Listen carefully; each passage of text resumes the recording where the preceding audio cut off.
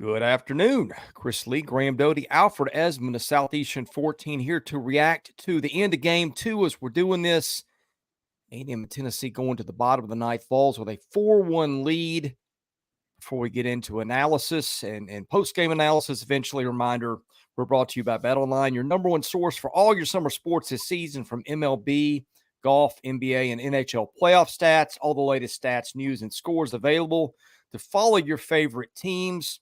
Get the latest odds and lines, including the latest team matchups, player props, and odds on just about every sport out there. Head to the website today or use your mobile device to get in on all the action. BetOnline, where the game starts. All right, we've got who here?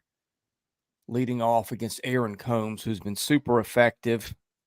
That would be Caden Sorrell. And I think I'm behind again. My goodness, I tried. I tried to get caught up after last night. There's still a delay, I think, between what's on TV and what's going on. What are you guys watching? What's the count? I got Burton just hit a leadoff single for A&M. Yeah. Like just now? Like 20 okay, seconds. I'm caught up with you now. Oh, 20 seconds ago. Never mind. Unplugged the device and everything. It's all right. We get. I'm like instant replay over here. So yeah, story of the game so far. Alfred, start with you. I think I know where you'll go, but yeah, I guess I'll kick it off. For a while, if everyone out there and you guys were watching this game, it was 1-0 for the longest time. That was kind of the only slip up in Drew Beam's start today, was the LaViolette home run to begin the game.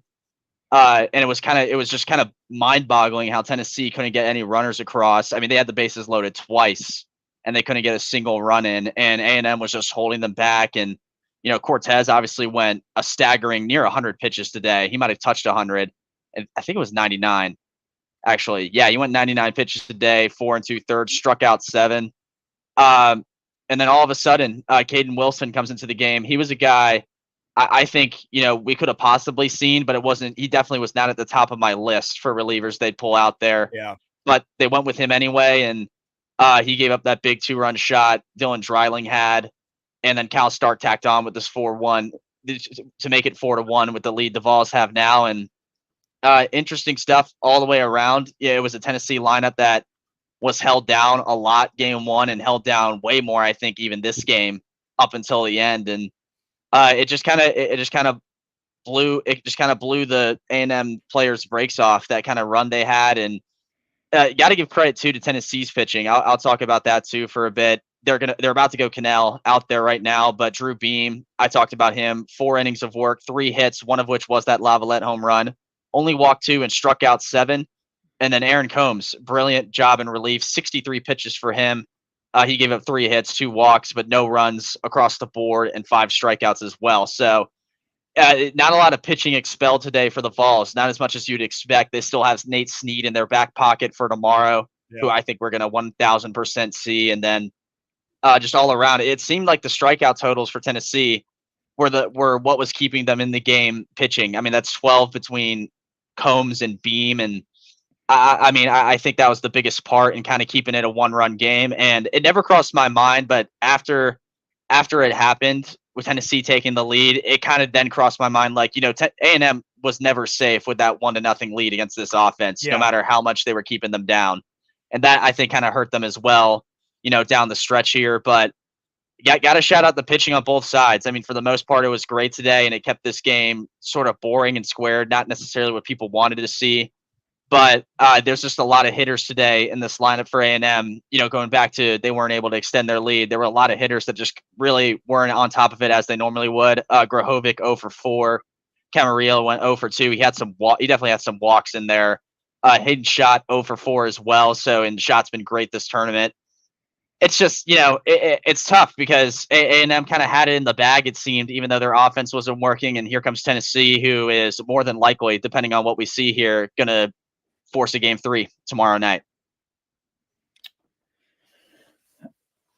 To me, like what stood out, I went back and I watched both Sly Snakel and Vitello, their post-game press conferences from yesterday, and Tony did say, like, emotions, that first inning, his word was emotional. And he said, after the first couple of innings, he kind of felt that they settled down and regrouped. And I'm telling you, when you've never been to this ballpark and you're playing in front of 23,000 people on a national championship stage, that takes adjusting to get used to. So I thought that was interesting. I thought it was funny. Schlossnagle, after the game last night, he just flat out said he had no idea what he was going to do pitching wise today. Yep. And they leaned on Cortez a lot. To me, Cortez, it was just the roller coaster. He has phenomenal stuff. Like, he was 95, 96 pitches, and he still hit 101. Like, he's definitely going to be a big leaguer with his stuff. He's just, once he figures out his control and command, like, he's going to be pitching for a very long time. Story of this game to me was just Tennessee. It just felt like they were really pressing, and they were really in their heads through the first 5 innings or so. They had multiple opportunities. I think at one point they were 0 for 15, 0 for 16 with runners on base. And then finally in the 7th inning, they get the timely hit. They get the 2-run home run, and then they get another one in the 8th inning. It just to me, it felt like once they got the big hit, everybody kind of took a deep breath. Okay, here we go. That was in the 7th, and then the 2-run shot in the 8th inning. So once Tennessee kind of had that big timely hit, you could tell they were just, okay, we got this. We're comfortable in that spot, that situation. So to me, A&M, they haven't, other than the early home run, it just hasn't felt like A&M is really knocked on the door to get close to scoring runs. That they haven't really had multiple threats of getting another run across. Now, as I say this, they got nobody out and 2 runners on base here in the 9th. So, they'll have the tying run to the plate here in the 9th inning. So we'll see what happens. But to me, just interesting game. Once Tennessee finally got the big hit, it just kind of seemed like the Vols were in control. But who knows what we're gonna see finish here for the Aggies here in the bottom of the 9th. And Chris, last night, to your point, Schlossnagle, you mentioned the visiting team in this kind of has the advantage. Schlossnagle flat out said that last night. He said there's so much energy and buzz in the stadium and in the atmosphere that it really benefits the team who hits first, and you kind of feed off that. And he said it's the complete opposite when you're the home team and you have all this energy and you're excited and you have to go out there and you play defense first. So I thought, he kind of backed up your point that you made last night as well. Yeah, all right. Let's reset the game. Since we've gone on, we're in the 9th. A&M has got the first 2 guys on. Caden Sorrell just did a nice little job of opposite field hitting against Kirby Cannell, who Tony Vitello did not have a long leash with. Didn't figure he probably would. Tennessee's going to Nate Sneed. And who've we got up? We've got Ale Camarillo, who's good hitter. But I think the difference so far, like in a game like this, right, it felt like both teams had traffic a lot today, and had a lot of traffic, especially Tennessee yesterday, that it couldn't cash in on.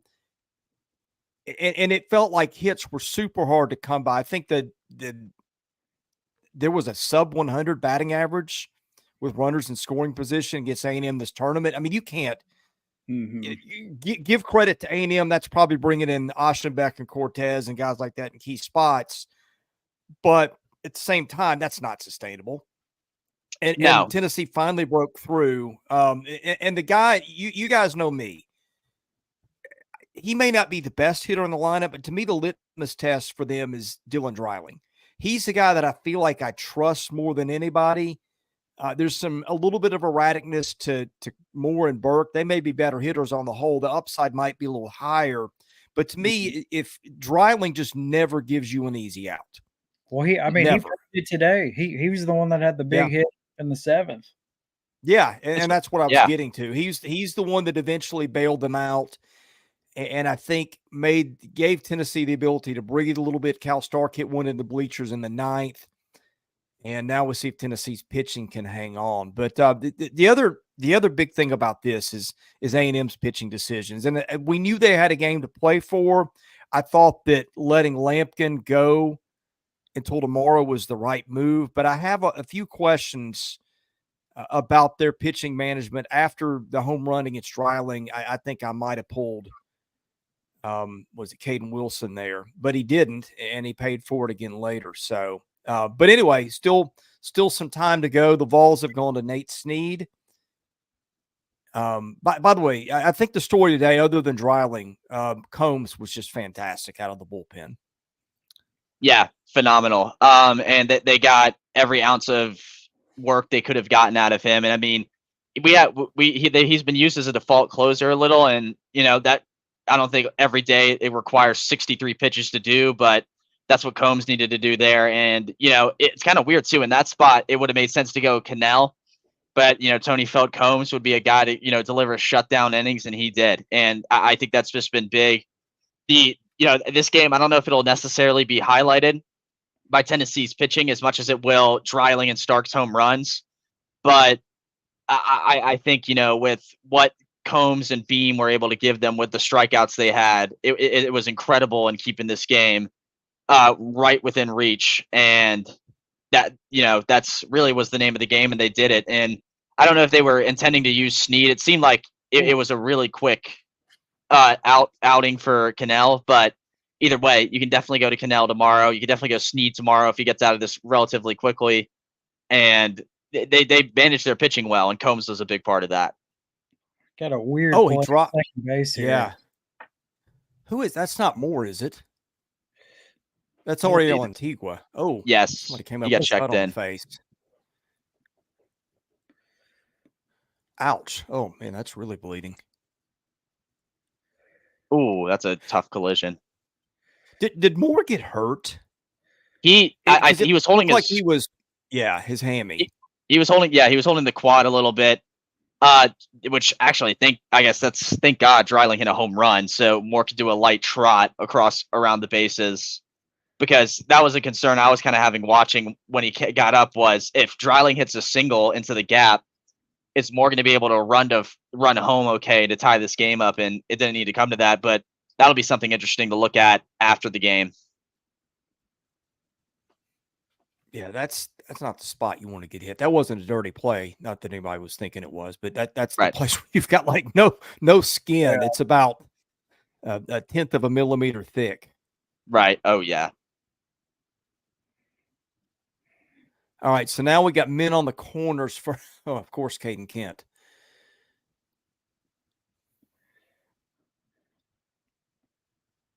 The other thing for A&M today, like A&M's got picked off not once but twice today. So yeah, that small things like that add up, especially in a big game like this. Right. One was a Drew Beam, and the other one was a Cal Stark special, which he's really good at that. Yes, that's his MO. They had an error A&M too. Burton didn't scoop a ball at first, and that was one of the bases loaded. Yeah. Tennessee couldn't get run situations, but that was something else that was a little bit of a mishap. It was in his glove too. I don't think you normally see Ted Burton do that often. No, you don't. Right. And you don't see Alec Camarillo make that many throws that need to be scooped either. Right. Not at least when I've watched them. A&M 0 for 6 with runners in scoring position today. I think that'll be 0 for 7 now. As he pops to left.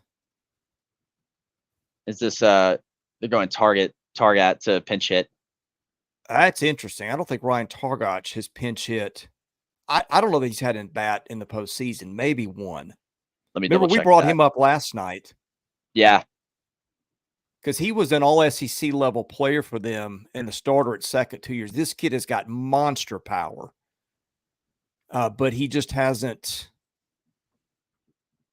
done anything this year. I don't know what the deal is. In fact, I want to say he got drafted last year. Right. I could be wrong about that. I feel like he's been drafted at some point.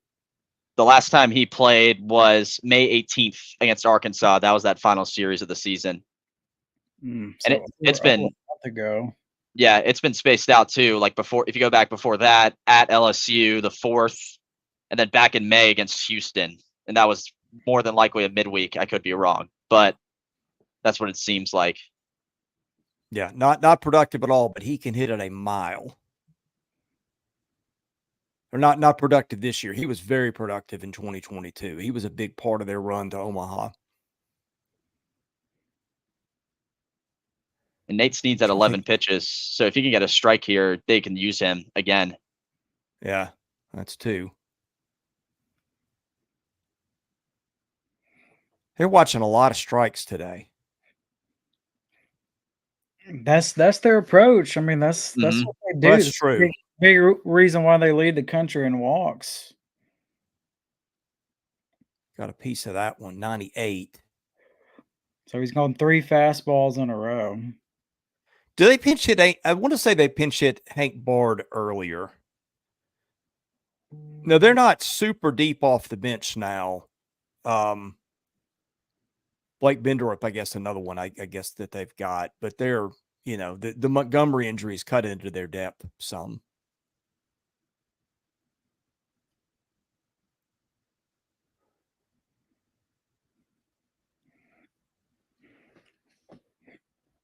Nothing but fastballs, all over 95. Yeah. Snead can touch 100 at times. I've seen him do it. That was, Graham, you touched on that. One of the most impressive things today was Cortez hitting 180 pitches into his outing. Yeah, it was incredible. I mean, he was like 94, 95 pitches, and he hit 101. Right. Just ridiculous. It was insane. And he was doing that. I think ESPN flashed it. He was somewhere with 20 pitches, 100 plus today. I mean, it was incredible. Yeah, he had 29 at one point, 29 pitches over 100 miles an hour. And that'll do it. Yeah, you're ahead of me. Oh, sorry. I'll see how it ends. Man, it was Darn it, close. Chris. It was close. It looked like it was going to be interesting there for a second.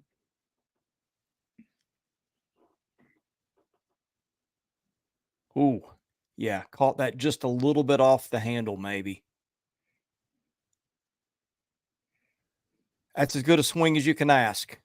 Absolutely. All right, we head to Monday night. Is it 6:30 Central start? What do they announce? 7 p.m. 7. Okay, 7 Central. I'm sorry, 7 Eastern, 6 Central. Okay. So a nice little night game to end it. It could only be right with these two teams, game 3. Go with 3. Which is kind of what I thought would happen. I think I thought A&M might get game 1 and the Vols would take it in the end. But I mean, pitching reset tomorrow. Well, we'll get there later because we got a lot to unpack here. Again, I thought. Let me pull up the. Let's see. Final line on Combs today. 4 innings, no runs, 3 hits, 2 walks, 5 strikeouts through 63 pitches. Beam was quality, 4 innings, 1 earned run, 7 strikeouts.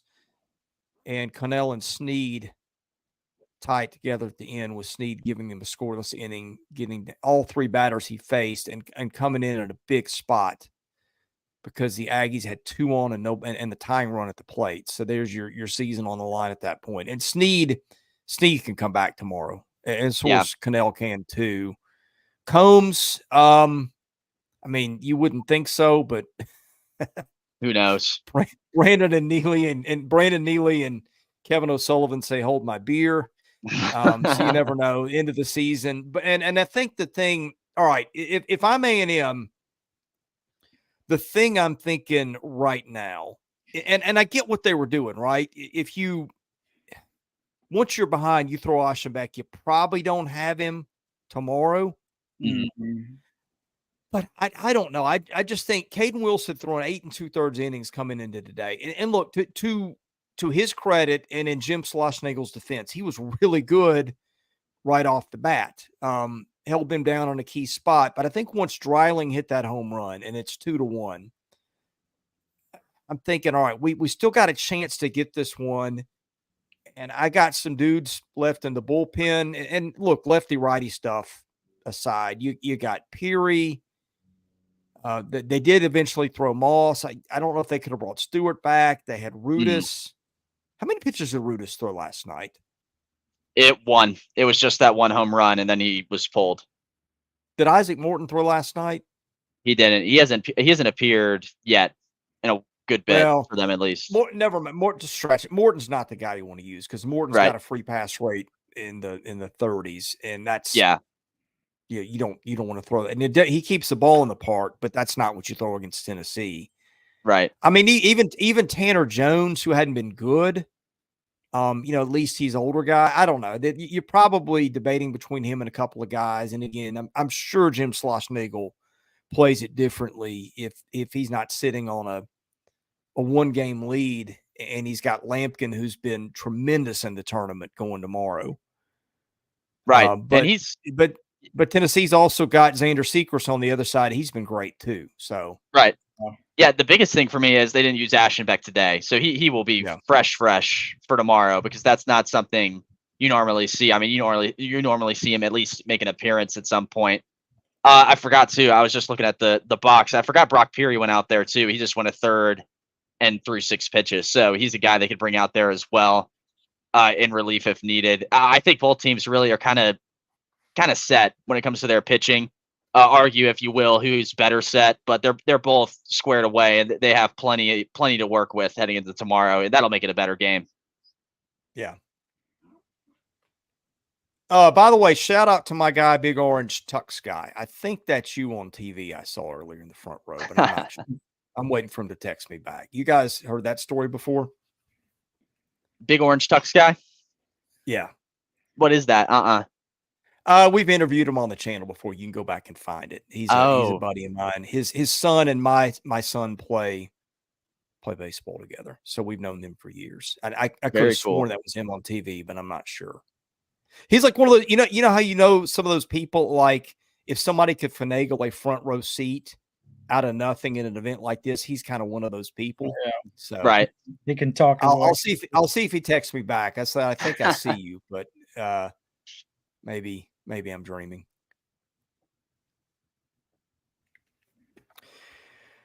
Let's see. Graham, what else as we wrap this one up today? I feel like we hit all the main points, and there wasn't a lot of scoring. I think, again, the big thing was the Dreiling hit, the pitching changes. I think that, Tony Vitella pushed the right buttons today. He did, and he pushed the buttons early too, because he got the warning in the first inning, and you were just getting the feeling like today was going to be one of these kind of days for Tony Vitella and Tennessee. They want to play with that chip on their shoulder. They want to put the pressure on you. And I mean, he made a couple of like weird challenges. I mean, just like, to me, that just shows his support for his players. Like, he's going to stick up for his players no matter what. Like, one of the challenges, I think it was Moore at the plate, and they challenged to see if he was hit by a pitch, and it was nowhere close. But I mean, it's just things like that. I mean, to me, it signals Tony is showing his team and his players like, hey, I got your back no matter what. And I mean, you can see why it's so easy that the players love playing for him. Well, if I'm an umpire in this series, I'm telling both those dugouts, hey, you guys don't need to be questioning our calls, because your challenge judgment's been awful. Yeah. I've never seen more bad challenges than I've seen the last 2 nights. Yeah. It's just been weird and strange. And the Moore thing was interesting too. I think that was a little tension happening, because Cortez threw a 4-pitch walk, and Moore kind of called him out with not so nice words, if you read lips. Wanting a ball over the plate. And then I believe that's how his mom's doing. Yeah. Right. And I think Caden Wilson might have rung his bell a little, throwing it toward him. So I think that's what that was. But yeah, I mean, it was you could put a ruler in between the ball and Moore's elbow. That's how far it was. Yeah. And I get sticking up for your player, but man, you may need one of those later. Right. So, all right, tomorrow, A&M will obviously go. Lampkin, Start. right? They'll go Lampkin, who went 5 scoreless, 9 strikeouts, and in the start before that, what did he look up his line? Look up his postseason line, because I think his Florida outing was okay, but not great. They brought him back on 2 days rest. I'm on it. I've got it in front of me. Florida on the 15th. He went 3 innings. Okay, he went 3 innings, 42 pitches, struck out 6. So he wasn't removed for ineffectiveness. They went to Cortez, who was okay, but not great. And then they went to Aschenbeck to close it out with 51 pitches. I bet you tomorrow, like if you're Jim Schlossnagle and you know all you're going to have to use is those 2 guys tomorrow, then I think the game between he and Aschenbeck, you'll take your chances there. Yeah, for sure. He's got to feel incredibly comfortable with that. And he touched on that last night for Aschenbeck. He said, whenever he's on the mound, his heart rate always goes, a little bit fast when he's standing in the dugout, except for when Aschenbeck is on the mound. Like he feels comfortable, he feels good. So I think he would take that, all day for Texas A&M. I think both of these teams are in pretty decent shape for Game 3 of a national championship. So it should be a fantastic matchup. It will. Yeah, and I think if you're A&M, and if you see, Bo mentioned this in our chat, if you see Lampkin and Aschenbeck only going out there and pitching, you got to like their chances, because that means they're doing something right. You could see guys in between twos. I don't know if you pull Lampkin early. I don't know if you want to go Aschenbeck super early. You certainly can. But you could throw, we talked about Peary, didn't pitch that much today. Rudis has literally 1 pitch this entire best 2 of 3. So you could obviously go him again. They have options in the middle too, but if you see just those 2, that means you're really getting to Tennessee's bats and you're putting yourself in a good spot to win, because I think Texas A&M's offense can easily put up a bigger fight than this. That being said, though, before we get into Tennessee's pitching, they will have to face Sanders Sechrist. So TBD on that. Yeah. Well, and we're watching last night, and I said, hey, this is a spot. Tennessee's down 9-2, but it's a spot where you can maybe buy yourself a win later in the series. And then Dylan Dreiling hits a 2-run home run. They get another. They made it kind of interesting to the point where A&M had to go to Aschenbeck. Like today, if they're in that same spot with the 1-0 lead, I'm gonna bet they're going to Aschenbeck right then and there. Right. Let's see, when did they pull Cortez? They pulled him. Oh, good grief! It was after the. Yeah, in the 6th. Yes. So I mean, you could have gone Aschenbeck. They needed, what was it, 49, 50, 64 pitches to get through the rest of the game. Aschenbeck can cover that on his own. Right. Yeah, absolutely. So. And that's big. So if they have that, A&M puts themselves in a really good spot. I think you want to see more out of certain hitters if you're A&M. I think the biggest 2 things that happened were Schott and Grahovic going over. I can't name a game where that's happened yet this tournament. I think that's been Schott's been on a heater this tournament. And then Gavin Grahovic, obviously being the SEC Freshman of the Year, he's been, he was in a shell of himself today, and that's the biggest thing I think you want to get. And I don't think you're going to see 2 games in a row where you see that lack in kind of production from them. And I think A&M's really, it's just, if you can get only those 2 guys out there pitching, and if you get a little more offense than you did today, I say a little more, it's just more than 1 run. You can really, really kind of put your foot down and win this national title tomorrow. By the way, somebody pointed out that Vitello won 2 of his challenges today. So, yeah, good call. I think one of them was the pick at first, the Cal Start pick. He got both pickoffs to go his way. He did not get the hit by a pitch to go his way. No. Yeah. Okay. Yeah. Well, were both pickoffs overturned calls? One was on the helmet and they got it. The other before that, I think, was the wrist right before right before he got to the bag. It was 2 of them that he got that were big too, because that got A&M off the field. Someone says Sorrell's hurt. What's that referring to? The cut on his face. I'll give that a look and see. That's not keeping him out tomorrow. No. Yeah, that's what I would figure too. I'll double check though while we're looking.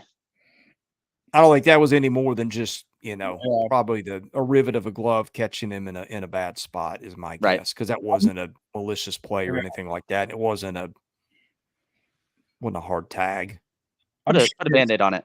Schlossnagle, I'm sure he'll get asked about it. It would take a lot to prevent him from playing tomorrow. Yeah. Oh, yeah. Not Targac. LaViolette, I thought moved around okay today. Yeah, I think so too. He moved around okay in that first home run, and then beyond that, I think it was a lot better. He's got to be close to 100% now, which is big for tomorrow. He actually, out of all the people in the A&M lineup, he arguably had the best day. 2 walks, 2 hits, and 2 at-bats, a run, and then the home run. So, yeah, I think out of anyone, he was the guy. And, that speaks volumes on what he's about for this team, because obviously, if they were all healthy, the 2 leaders and the 2 guys you look for production for are him and Montgomery. So, that's huge that he was able to do that, and it was kind of a good spark to see heading into tomorrow for them. All right, lineups for tomorrow. A&M, pretty sure what they'll do. They'll go Appellate catcher, Burton first, Kent, Grohovac, Camarillo ran out the infield, left to right, probably Sorrell, Chestnut, LaViolette, and Schott is the DH. Again, bench is shrunk with the Montgomery injury. And, again, Lampkin would have to be the guy tomorrow. I don't know. What was Prager's pitch count last night? I'll double check that too. I thought it was high because he just went a while. Yeah. I don't think you could get him back for a bat or two. I mean, I guess you could. It's just so hard to know in these games because you see coaches do stuff in these spots that you would never see any other time. Right. Yeah. He went 81 in this last game. So it would have to be like in a bat or two, but it wouldn't be anything extensive beyond that. Okay. Tennessee will go TBD at catcher. I would presume that will be Stark. I'm not sure how much Peoples caught this year. Felt like he DH'd. Yeah. Burke at first. Today too. Yeah. I mean, with the defense, he's going to be in there with all that foul territory. So Burke will be first. Moore, presumably, Moore would have to think his leg would have to fall off not to play tomorrow. Right. Amick at third, Curley short. I guess with Inslee back in center, they'll flank him with Dreiling in left and Tiers in right. And then DH, they could go Bargo, they could go Peebles, they could go Chapman. That'll be interesting. Peebles is a switch hitter, and Lampkin is a lefty. So you would presume they would go, unless somebody's got some sort of reverse platoon split. I would think you'd see Peebles is your starting DH, Alfred. Yeah, I would assume so because they threw him out there today, and he was able to draw walks. And I don't think I would have to look and go back and watch the game. He probably took the bat off his shoulder once today. And he was able to draw walks like that. So I would go him again. I think, and it's a guy who has not had the year everyone expected. But again, I think with him, if you can draw walks and kind of play A&M's own game, heading into this final, that's key. I would go him. But hey, you can still pull Chapman or Bargo off the bench to pinch at any time. They're obviously available if needed. And I'm trying to think. I guess maybe when A&M, they could do that when A&M gets deeper into their bullpen. So it's just one of those things you have to wait to see. But I would imagine Peebles goes out there to start it. Yeah.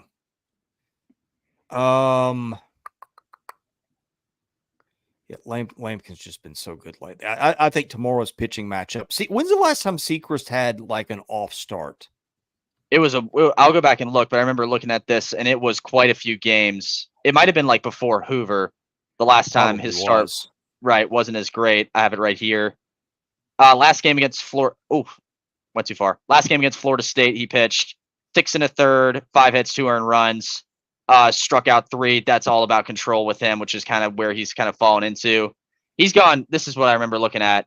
He's gone at least 6 innings in 4 of the last 5. The one he didn't was 4 2/3 against Southern Miss, which was a win. The last quick bad start he had was Vanderbilt, that first game in Hoover that they had and got blew out in. So he's been money since then. And I mean, before that, he's even shown flashes of having good games. Had a great start against Georgia back at the end of March. Great start against LSU in the middle of April. So he's gone extensive innings. I wouldn't expect anything less unless we see, we talked about the visitor having the advantage.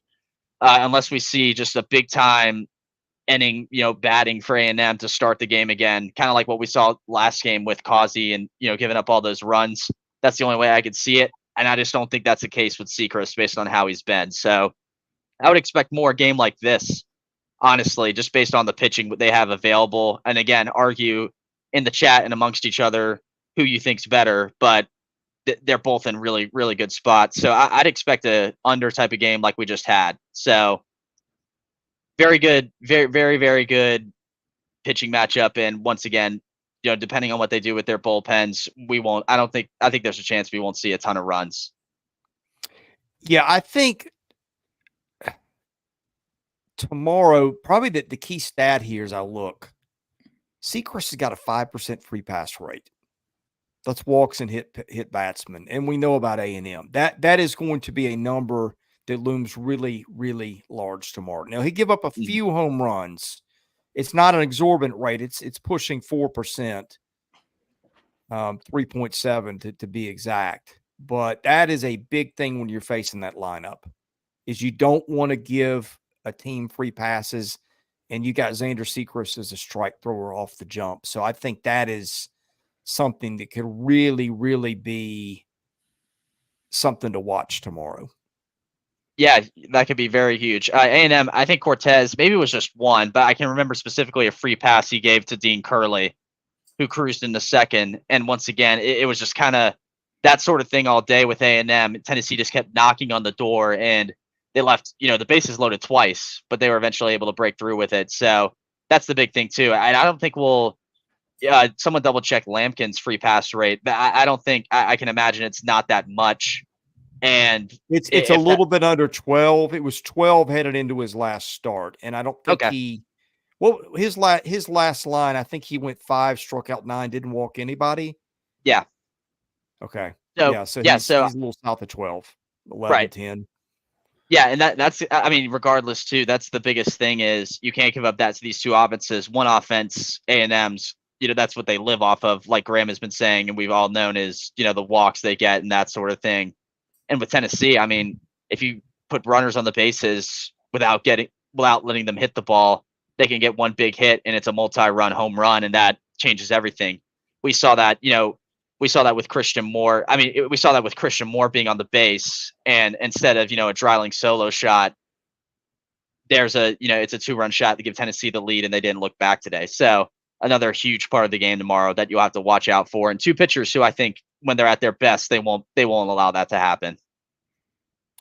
Graham, keys for tomorrow. Ooh, to me, for A&M, just continue to do what you do. Just be patient at the plate. Try to draw as many walks as possible. Just try to get that timely hit. That is the recipe for success, I think, for A&M. It's just what they've done all season long. Tennessee, the long ball, that's been the story. They are getting closer and closer to LSU, who's hit the most home runs of any team ever in a single season. I don't think they'll get it tomorrow unless something absolutely crazy happens. But, Tennessee, you can just tell, especially after this win today, they have all the confidence and momentum right now. How will they handle that getting ready for Game 3? I think just pitching matchup should be great. Game 3, I thought it would go 3 games. What else could you ask for? So I'm anticipating like a really, really fantastic Game 3. Me as well. I think that's going to be great. I think it's going to be low scoring, kind of like what it was today, just because of the pitching we have. I think it's going to come down to whatever offense can break through, because we've seen that, in either game. It was A&M's Game 1. And it took a while, but it was Tennessee's more so here in Game 2. And that's going to be the biggest thing. Can A&M get to Sechrist first, or can Tennessee get the Lampkin first? Because if that doesn't happen, either team would throw out arms that are shut down towards the end. With A&M, you got Ashton Beck, and then with Tennessee, you could throw a guy like Snead out there, or Cannell, who can shut it down as well. So the biggest thing, I think, is who can get to the starting pitcher first. It kind of takes their foothold in this game. And I think that's just going to be the biggest thing is, what starting pitcher can last the longest, what offense can get the opposing starting pitcher off the mound first. I guess you usually want to be the home team in baseball. And I think I really want to be that tomorrow. Because I think this is going to be a close game. Might be a spot where, a leadoff walk, maybe you bunt a guy over, do something like that. I mean, I feel like this is a really even matchup heading into game 3, guys. Absolutely. Yeah. I do too. I mean, off the top of my head, I can't really remember, at least pitching-wise, matchups where both teams have to feel really, really good, because it normally does not shake out this way. Right. No, it doesn't. A couple other notes. I'm looking at free pass and home run rates heavily in this. Aschenbeck coming into the final with 4% free pass rate, 2.3% home run rate. Both those are excellent numbers. Lampkin, free pass rate a little bit under 12 now, and home run rate 3.9%. It's going to be a little less than that after what he's thrown in the tournament. So those are both pretty good numbers. Tennessee, Sechrist, as I mentioned, 5% on free passes, 3.7% on home runs. And I'm guessing we'll see Snead again, who is an 11% free pass guy and a home run rate just a shade under 3. And I think here's the other thing, guys. Snead hadn't looked great lately. Not like he looked early in the year. I think today he looked pretty good it was a short sample. It was an inning, but I mean, it was an inning with everything hinging on their season. You give up a bomb, the game's tied, and one more of those and you're done. So I think, to me, if you're Tony Vitello, the one thing you take away is that Nate Snead came up big for you in a good spot. So maybe you feel a little better about going to him tomorrow, which I would presume they will do. If they need a long relief guy, he's got to be the guy.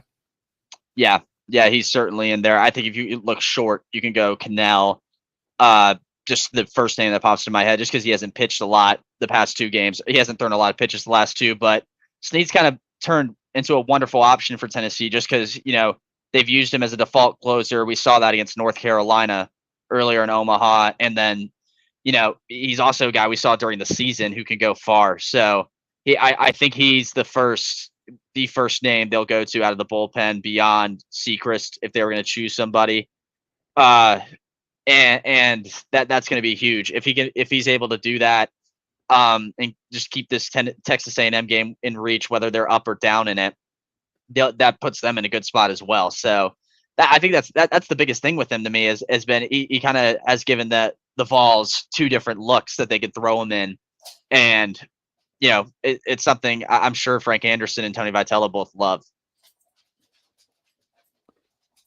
All right, gentlemen, any parting thoughts? Graham, we'll start with you. Yeah, one thing I haven't touched on, but nerves again for game 3, especially. I mean, this is it. This is essentially game 7.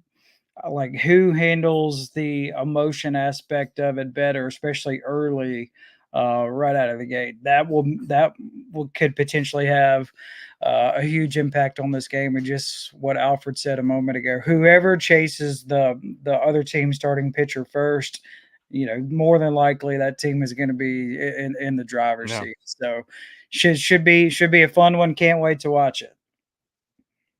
Yeah. Again, that starting pitching battle, I think, is going to be very key. I don't think we could have asked for a better starting pitching battle on paper. We've gotten some good ones these past 2 games, but even this one, Sechrist versus Lampkin, is going to give us really the best look at the best 2 teams in college baseball. Once again, hats off to both teams. They've done exceptional this season. They've had phenomenal years. I think we've seen that these two, it was almost destiny for, I know that's kind of corny and cheesy, but it was almost destiny for them to meet up like this. And it was almost that way, to get a game 3 like we did. I think that's a blessing for the sport, for the fans who are there in Omaha, getting a game 3 to kind of decide it all. And it's just going to be about what offense comes to play more, and which one. Again, Graham and I are touching on it. Which one gets to the opposing pitching first? Because we know what the opposing pitching's about, and it's really good stuff. So it's just what offense plays within themselves the best to go on and win their team a national title. Two things.